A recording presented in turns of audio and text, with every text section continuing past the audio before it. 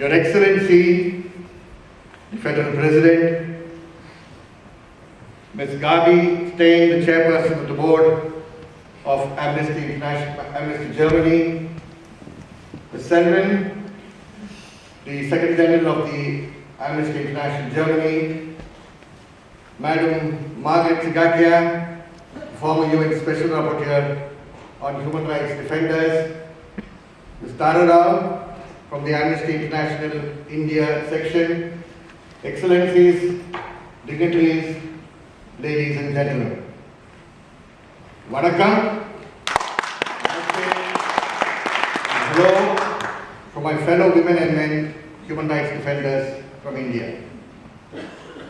Mr. President, your presence here today is the greatest support to the larger human rights defenders community globally, with your steadfast support and trust in civil society, the living heart of a democracy, in your own words. I first of all wish to thank Amnesty Germany for conferring the Human Rights Award 2016 on me. It is time for a greater commitment on my part, greater humility and introspection, and greater strength to carry on our humble grassroots work in the field of human rights. I recall my very old association with the Amnesty International section in London, sending them postcards and faxes and receiving postcards from a number of units of the Amnesty globally, expressing solidarity in many of the cases we were taking up. Our own Citizens for Human Rights movement, built by People's Watch in the state of Tamil Nadu, draws its inspiration from Amnesty through the formation of our units.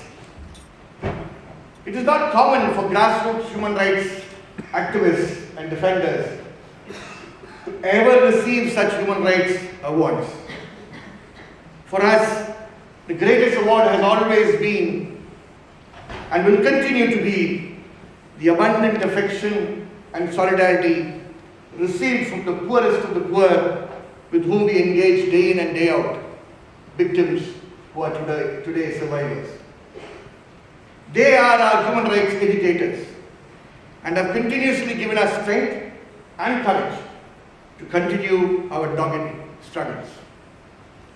We have failed and continue to fail 1,000 times in our journey as defenders, but it only makes us more determined to commit ourselves for greater justice for those who are suppressed and silenced. Your Excellency and friends, on this special occasion, I would like to recall my own mentors in human rights, all of whom are no more with us, but their thoughts and work carry on. Mr. K.G. Kandagaran, Dr. Balagopal, and Mr. P.V. Bhaktavachalam, without whom I wouldn't have been what I am today. Their words, criticism, and work continue to guide and inspire me and many more. They never received an award during their lifetime. This award is not a recognition of my individual work. It is a recognition of human rights work, and that is collective. And hence, it is my organization, People's Watch, and that of all my colleagues, which receives this award today. I believe that I am receiving this award on their behalf. I specifically want to mention here the assault on People's Watch that has been referred earlier by the Government of India in the year 2012, when our foreign currency grant receiving license, known as the FCRA registration, was suspended for close to 2 years. I refer this as a sabbatical to People's Watch by the Government of India. I recall all those who stood around and believed in us at this time of suspension. Cynthia, my wife, Jayaraman and Paraniyama were all here today, and all my other colleagues had seen through this very, very tough phase of 23 months without salaries. Witnessed immense pressure on the home front, and yet stood united like a rock. We are back into action now. In Christianity, this is what is called resurrection. This is the resurrection of People's Watch in India.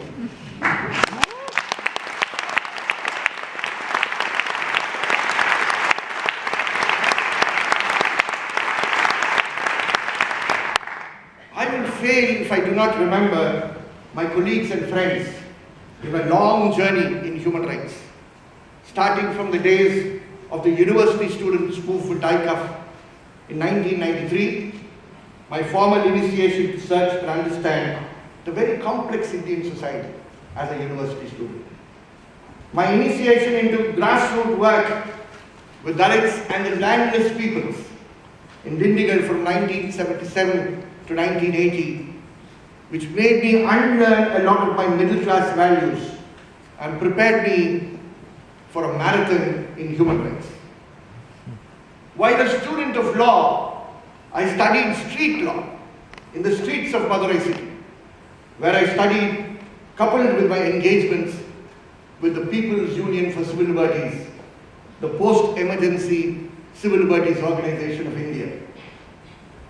It was, however, my opportunity of learning in Vienna in 1993 and the Vienna Declaration of 1993, after the Second World Conference, that paved the way for me learning from African and Latin American experiences that we needed a professional human rights approach to monitor the state. Your Excellency and friends, on this very auspicious occasion, I want to remember my loving mother, Dr. Tiffany, from France, who came as a single woman missionary to India to work among the leprosy patients. And in the year 1938, she adopted 2 of my sisters and 3 of my brothers, all from different families, and that was singularly instrumental in instilling in me the yearning for service and justice to the poor and the downtrodden. I want to also personally thank my entire family, my wife Cynthia, who's here, my daughters Anita and Elena, my son-in-law Pradeep, my brother-in-law Keith, all of whom are here this evening. Without their love, without their tolerance, without their support, and above all, total understanding for all that I denied them as a family, such work could not have been possible at all. Thank you.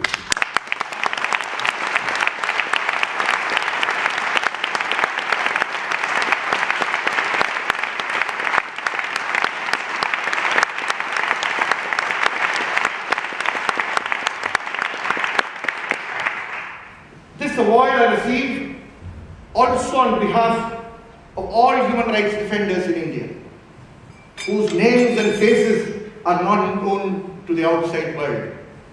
They are not as tall as me for Amnesty International Germany to be able to identify. Many of them are perhaps also in jails, paying the cost for the work they have undertaken.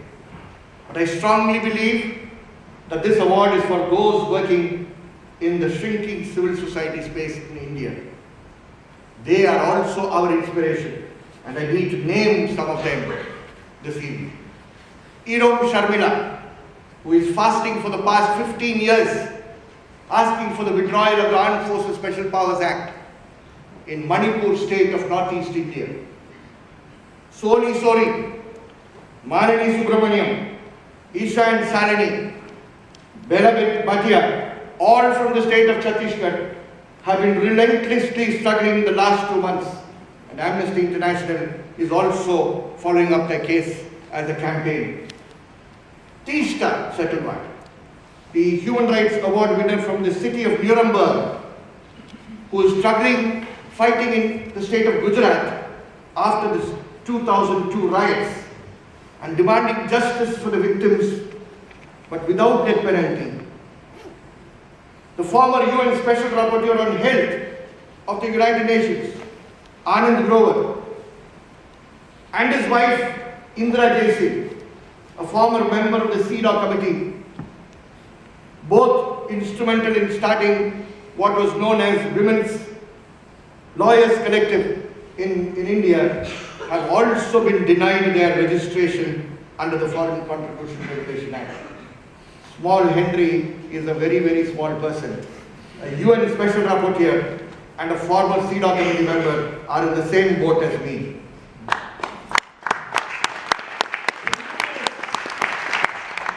The numerous RTA activists across the country who have laid their lives for their passion for upholding the right to information.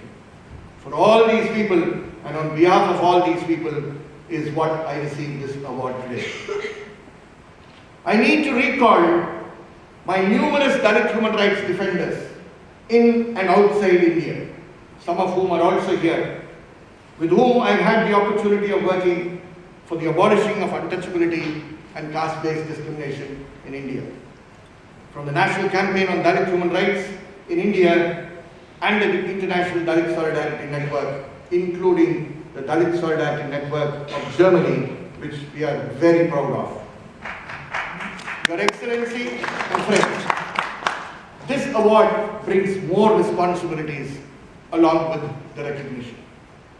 The responsibility that we need to continue and upscale our efforts in the field of human rights, especially with the protection of human rights defenders, so that they can continue their work freely without intimidations and threats to their life and the lives of their family members. We celebrate also the fact that we have a very vibrant civil society in India. A vibrant society that has played a large role in ensuring that the Indian democracy is not denied its vibrancy. But with a larger polity, many a times refusing to perform the roles expected of it, more burdens are thereby having to be carried on by civil society on its sometimes weak shoulders. We in India today are facing a new challenge from the Indian state as well as non-state actors. Human rights defenders who have always stood for people's rights are increasingly facing the wrath of the Indian state. Human rights defenders in India are experiencing an upsurge of threats and challenges from the state to silence their voices and undermine their work. Instead of treating them as active partners in a very vibrant democratic process, the state more often perceives them or perceives us as a threat to perceived national security and perceived national interest. Thus, defenders are increasingly being targeted, profiled, harassed, put in prisons under flimsy charges, and even killed in many cases. The situation further worsens in conflict zone of India's northeast central part of Kashmir. You are either with the state or against the state. In the wake of India being a country not with one human rights institution like Germany, but 170 national and state human rights institutions, which put together has more human strength than the existing office of the High Commissioner in Geneva. We have a massive role to play as defenders. These institutions need to be proactive in the protection of human rights and human rights defenders. India needs to regain the space it enjoyed several years ago as the leader of the non-aligned movement among the Committee of Nations. But for that, India needs to keep better company among nations and trust civil society. Not keep company only with Egypt, not keep company only with Russia, not keep company only with Ethiopia, not keep company with nations which don't trust civil society. We hope India changes its partners internationally.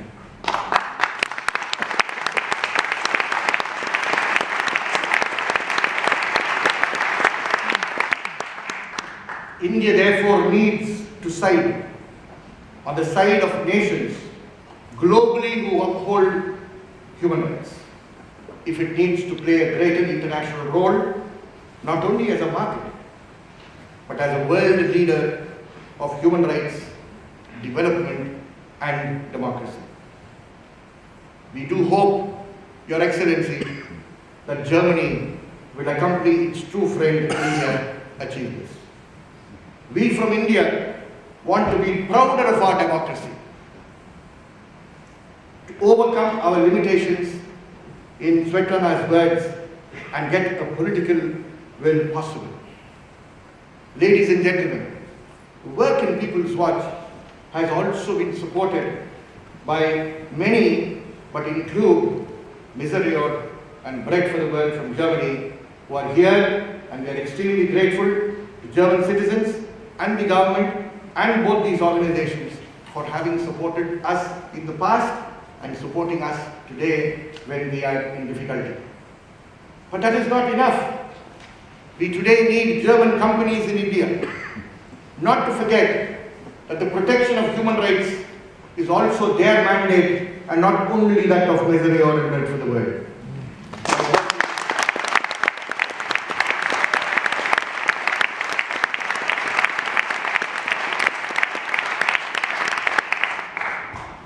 Companies should not forget that while working for profit in India. Indian civil society needs your hands as well to help protect the shrinking democratic spaces in the world's largest democracy. Thank you.